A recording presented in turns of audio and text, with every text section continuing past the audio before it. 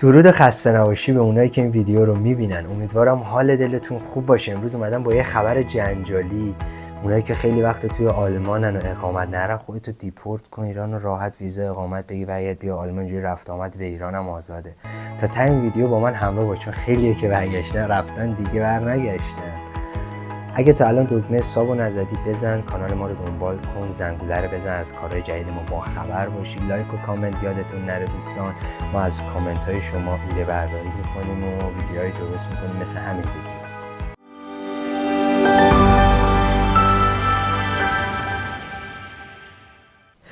درود، پیتر هستم. اینجا کانال شخصی من البته بود. تو این کانال ما ویدیوهای متنوعی درست میکنیم در مورد سوالای شما یا قوانین آلمان که بتونید کمک دوستایی مثل شما بکنید. امروز اومدم براتون توضیح بدم که آقا اونایی که توی دولت آلمان دارن، توی آلمان زندگی میکنن، دولت آلمان ازشون پاسپورت گرفته ولی اجازه کار و قرارداد کار و اجازه خونه و مدرسه بهشون نمیده و داره بهشون فشار میاره که آقا برگردید ایران، دوباره بیاید، که بهش میگن Ausreisen wieder einzureisen، که از این طریق ویزا بگیرید شما بیاید. میشه، انجام داده میشه، ولی خیلی ها رفتن برنگشتن. شما زمان این کار برای شما انجام میشه که شما تجربیات کار بالا داشته باشید، یعنی یه متخصص فاخکرافت باشید. شما وقتی یه فاخکرافت باشید، اون فیرما یا همون آربایتگبر یا همون کارفرما واقعا به شما نیاز داشته باشه، خود اون کارفرما براتون اقدام میکنه، پاراگراف 19.3 آبزاتس 2 رو درخواست میده و ویزا میگیره براتون با یه دونه آفنتاستیته. خیلی راحت. اون دوستانی هم که یعنی روندش دوستان اینجوری شروع میشه که بذارید دونه دونه براتون توضیح بدم، قاطی نکنید. شما نیاز به یه وکیل دارید. البته سیتواسیون الانتون خیلی مهمه، شرایط موقعیت الانتون توی آلمان خیلی مهمه که دولدونگید، اقامت نگرفتید هنوز یا دادگاهی رفتید دولدونگ نیستید، دادگاهی رفتید منتظر جوابید، منفی اومده، یه دونه منتظر دادگاه دومید. یه سری شرایط ها هستش. شما اگه دولدونگ هم باشید ایراد نداره. یه وکیل نیاز دارید با اون تجربه کاری که گفتم، حالا تو هر شاخه خودتون، مکانیکی، آیتی، پرستاری، دکتر، پزشک، هر شاخه کاری که فکر میکنید تجربیات کاملشو دارید و مدرک‌های تحصیلیشو درس خوندید راجبش دارید، میتونید با خودتون هر مدارک تحصیلی که دارید میتونید اینجا آنرکان کنید، یعنی شما ترجمهش میکنید، دولت آلمان تاییدیه بهتون میده که آقا این تا چه مقطعی واسه ما تاییدیه داره. احتمالا مثلا خیلی از دوستانی که آیتی خوندن، مهندس آیتی هن یا مهندس کامپیوتر یا یه سری مهندسیات دیگه دارن، مثلا مکانیکی و این چیزا، دولت آلمان نیاز داره. شما فقط باید یه سابکار داشته باشید، یه دونه همون آربایتگبر یا کارفرما داشته باشید و یه وکیل با تجربیات کاری. این سه تا با هم دست به دست هم میده و شما میتونید برگردید ایران و از طریق ویزا بیاید. اگه توی ایران مشکل دارید، نمیتونید برید ایران و برگردید، میترسید یا خدمت نرفتید ولی همه این شرایط رو دارید، شما میتونید همینجا اقدام کنید برای ویزا. وکیلتون باید یه ذره کاربلد باشه، که یعنی از قوانین آربایتنما، آربایتگبر یا همون آربایتسگریشت باید یه ذره اطلاعات کامل داشته باشه. خیلی از وکیلا هستن ندارن، وقتی که تو شرایطش قرار میگیرن میرن دنبالشون میگیرن، ولی خیلی از وکیلا هستن کارکشته این کارن. شما میتونید یه وکیل خوب داشته باشید در این مسائل. قبل اینکه قرارداد رو با کارفرماتون امضا بکنید، وکیل باید بخونه تایید کنه، چون توی قرارداد ذکر میشه که ما این آقا رو چون یک شخص خارجی هستش ما حمایتش میکنیم، حتی اگه از کشور خودش بخواد بیاد. یه پاراگراف آبزاتسی داره توی قراردادتون، تایید میشه، ذکر میشه توش. این توش نوشته شده باشه، وکیلتون تاییدیه رو بده، شما امضا بکنید، نصفی 80% نصفی اون 80% راه رو رفتی جلو.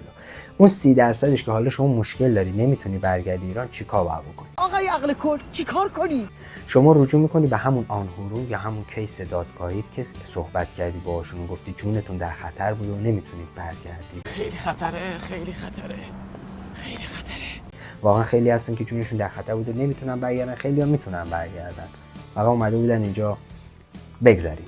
اونایی که جونشون واقعا در خطره نمیتونن برگردن، میتونن اون 20% 80% رو اینجوری ببرن جلو که بگن ما جونمون در خطره، وکیل پرونده پناهندگی داریم، وکیل پرونده پناهندگیتون یه نامه میزنه به همون وکیلی که داره کارهای شما رو میکنه. یه پروسه چند وقت 1 ساله هستش، ولی دوستان تو این 1 سالی که پروسش داره طی میشه شما هم دارید کار میکنید، اجازه کارتون رو گرفتید چون قرارداد محکمی دارید، هم دارید کارتون رو، شما باید قرارداد کار محکم رو توی دستتون داشته باشید، با یه وکیل برید جلو. قرارداد کار دارید، تو 1 سال دارید کار میکنید. بعد 1 سال که بگذره دولت دیگه آوسلند بهوردی یا همون اداره مهاجرت نمیتونه بیشتر از 1 سال یه پرونده رو کشش بده. فهمیدید چی میگم؟ مثل درخواست دویچه پاس دادنه، نمیتونه 1 سال بیشتر کشش بده، باید تو 1 سال جواب بده. اگه بعد 1 سال جوابی نیاد، فشار شما و وکیل و همون کارفرماتون کاری میکنه که آوسلند بهوردی یا همون اداره مهاجرت پاسپورت شما رو برمیگردونه به خودتون با یه دونه آیدی کارت که توش پاراگراف 19(3) آبزات 3 2 رو خورده که تو ویدیوهای قبلم توضیح دادم. شما اینجوری میتونید یه اقامت 2 ساله دریافت کنید، یعنی 2 سال اینجا راحت اقامت داشته باشید و به سفرهای اروپایی برسید و حتی میتونید توی سفرهای آسیایی که پاسپورت ایرانی باش معتبره برید، حتی کشور ایران، چون اون موقع دیگه پرونده پناهندگی شما بسته شده. اداره مهاجرت همون آوسلند بهوردی زمانی به شما پاسپورتتون رو برمیگردونه که شما دیگه پروندهتون رو بستید، امضای نهایی رو میزنید که پرونده پناهندگیتون بسته میشه و ویزای کاری میگیرید. مثل یه سری دوستانی که اینجا ازدواج کردن و ویزای ازدواج یا همون آفنتاستیتلی گرفتن که شامل ازدواج میشه، میتونن برن ایران و بیان، پرونده پناهندگیشون رو بستن. اینجوری در مورد اون دوستانی که رفتن ایران و دیگه برنگشتن، به مشکل خوردن، اینا فاخکرافت نبودن، اینا کسایی بودن که کارمند ساده یا یه چیزی بوده که توی دولت آلمان، توی کشور آلمان زیاد ازشون بود. دولت مثلا مثل راننده پست و اینا، دولت آلمان هم میگه خب ما همچین نیروهایی داریم، فاخی نبودن که ما از دستشون بدیم و برای همین اینا رفتن توی ایران موندن و گیر کردن. در نتیجه که اگه یک خدمتتون هم مهمه، خدمت داشته باشید اگه میخواید برید ایران و بیاید، اگه واقعا مشکلی هم نشید میخواید برید در ایران اقدام بکنید، خدمت رفته باشید، چون امکانش هستش که شما بری به مشکل بخوری برای خدمت. بعد اون وقت دولت ایران میگه 2 سال خدمت کن و برگرد برو آلمان. ایراد نداره 2 سال. من خودم هم خدمتی داشتم، از سوئد اومده بوده ایران، تشییع جنازه مادر بزرگش، بچه بوده 2 سالش بوده، بعد وقتی که برگشته بوده ایران 19 سالش بوده، یعنی 17 سال نبوده ایران.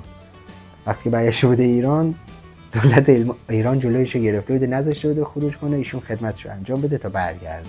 دوستان عزیز موفق باشید، امیدوارم که از سوالای حرفای من چیزی متوجه شده باشید.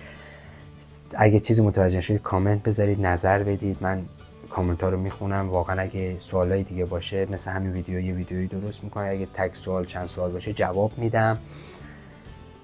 یادتون نره حمایت ما از اوجب واجباته که جوری میشه که ما باز انرژی میگیریم ویدیوهای بهتر براتون درست کنیم. دوستان گلم، دوستتون دارم، تا ابد پیروز باشید و خوش روز.